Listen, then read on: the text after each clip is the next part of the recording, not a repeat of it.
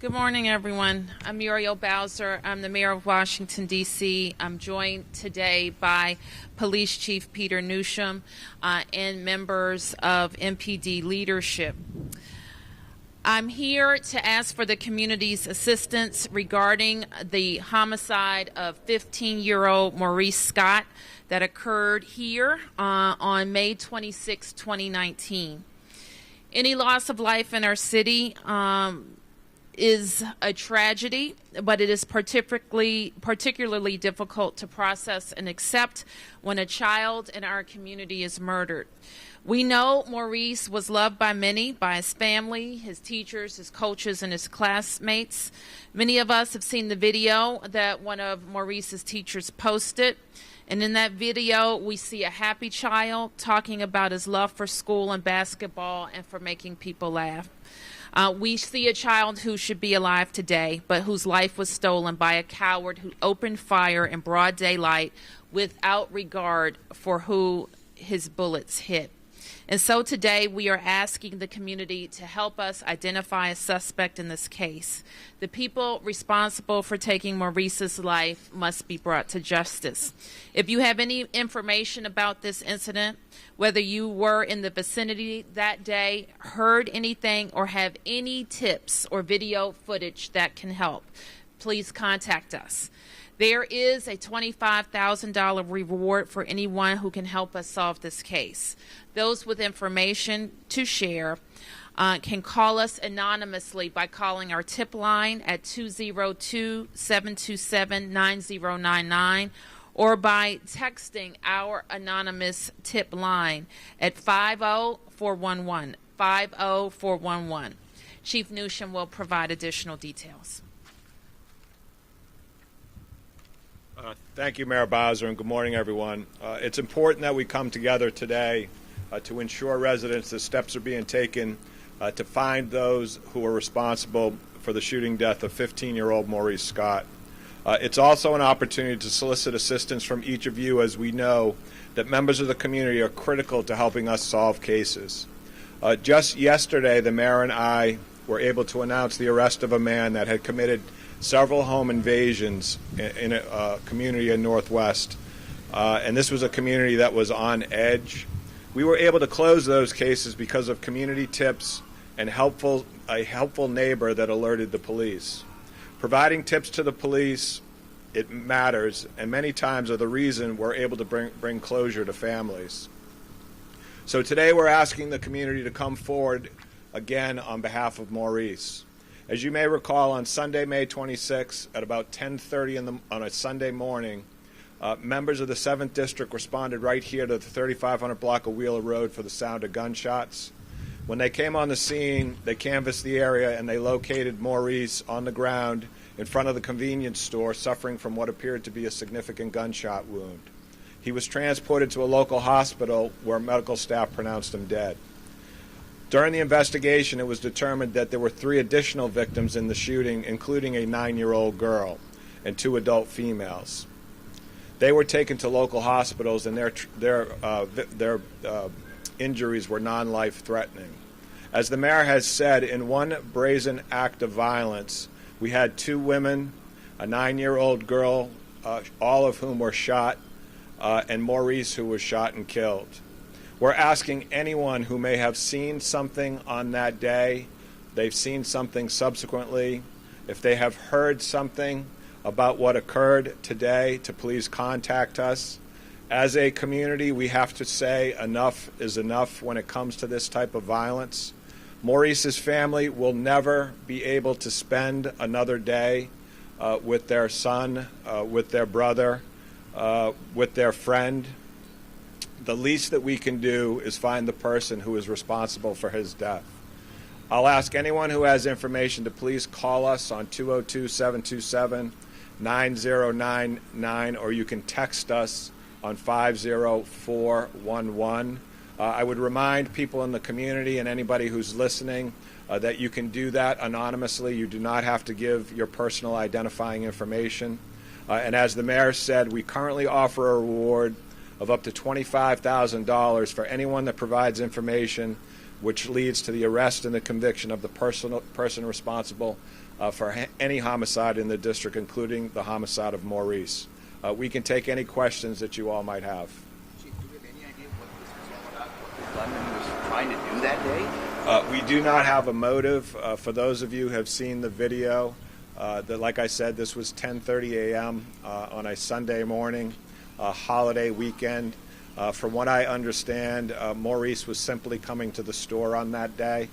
You had a brazen person with no regard for public safety, no regard for other human beings, no regard for the fact that a 9-year-old girl was in this parking lot and a 15-year-old boy who opened fire. We don't know the motive in the case. We do have some leads that we are following up on, but we want folks to know that any little bit of information that they have could be extremely helpful in helping us get to the bottom of this. The target is 4 people were shot, or do you have? It appears from everything that we have at this point that Maurice was not the target.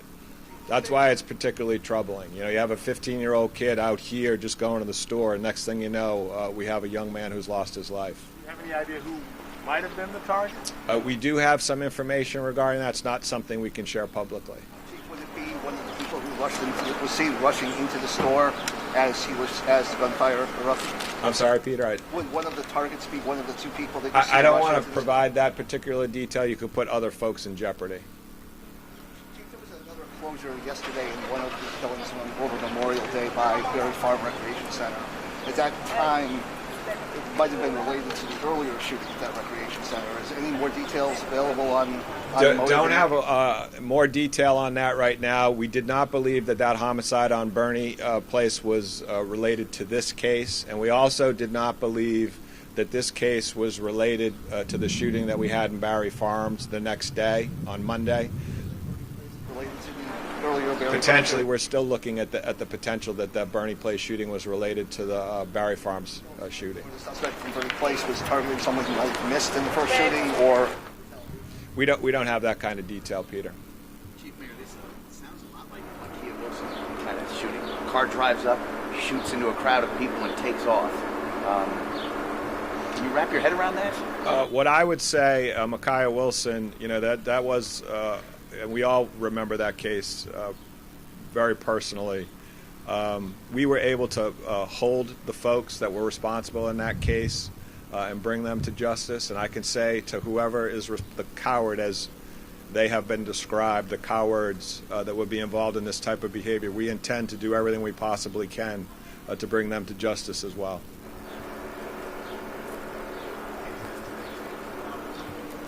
We're hearing that this person was arrested in the same block for some similar stuff in 2007.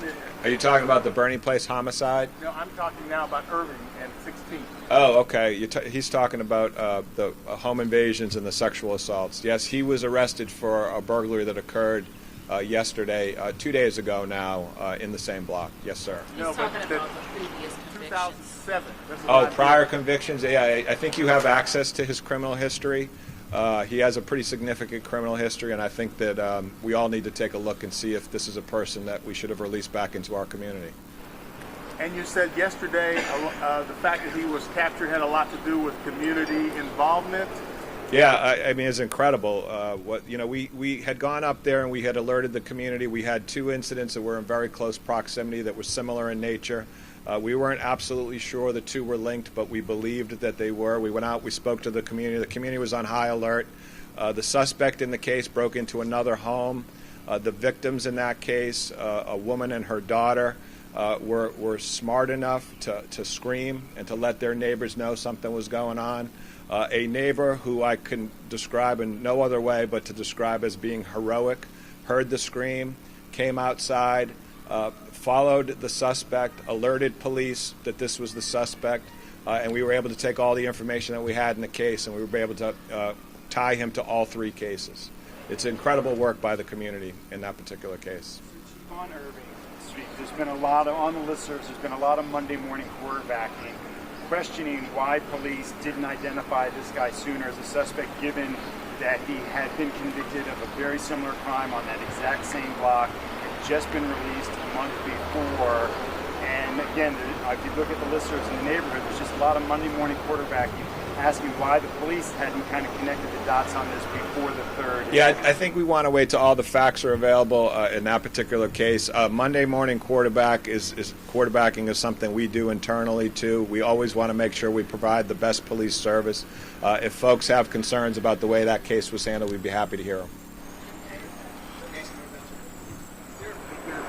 Something going on here that the community should, in this particular case, where people just driving in on a Sunday morning, opening fire. It happened with Micaiah Wilson. Anything that you would say to the community to slap them in the head to knock it off?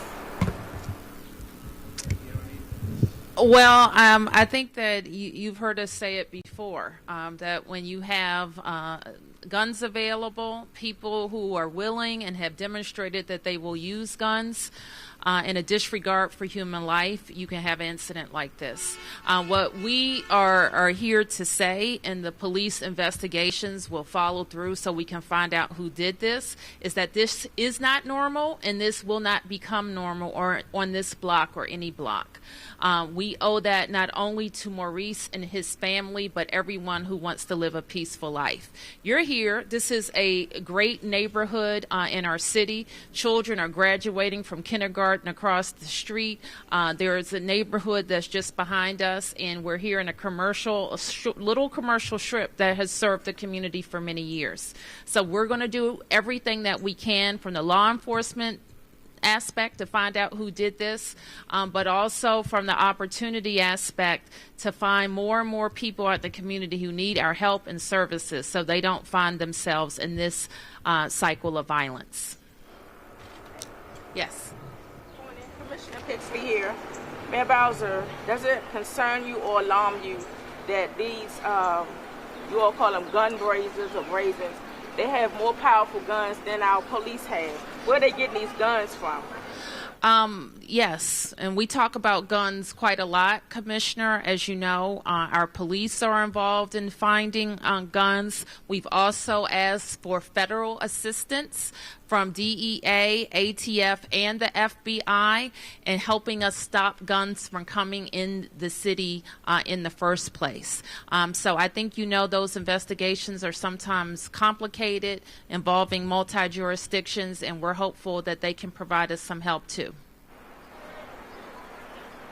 Mayor Bowser, just yes. An off-topic question. Yesterday, the D.C. Council, I believe with unanimous support, introduced legislation that would give felons who are currently incarcerated the right to vote. Where do you stand on that topic about giving incarcerated felons the right to vote? Well, I believe the council is building on a practice that we already have locally for people who are incarcerated in D.C. jail to open up the franchise to people who are being held out of state, and that would be something we support. Yes, ma'am. So you would support those 10 individuals to have a right to vote that was responsible for Micaiah Wilson's death? Well, we acknowledge certainly that people who have served their time and who have been in a D.C. jail, that is currently our policy. So the difference that I think that the council is making is, should we have a policy that is the same for people who are being held out of state? But Mayor, kind of to her point, the difference being is the people being held in D.C. jail haven't been convicted yet. Right. In many cases, they're awaiting trial. I believe the point to her question and to other people Some who of them have been. to oppose this is that should those 10 people be convicted of Micaiah Wilson's Well, I murder? think that during the council's hearing process, that will be some information that's taken in. And there are people who are being held out of state for a number of crimes ranging from the nonviolent to the very violent. And I think that should be part of the discussion when public hearings are held. Thank you, everybody.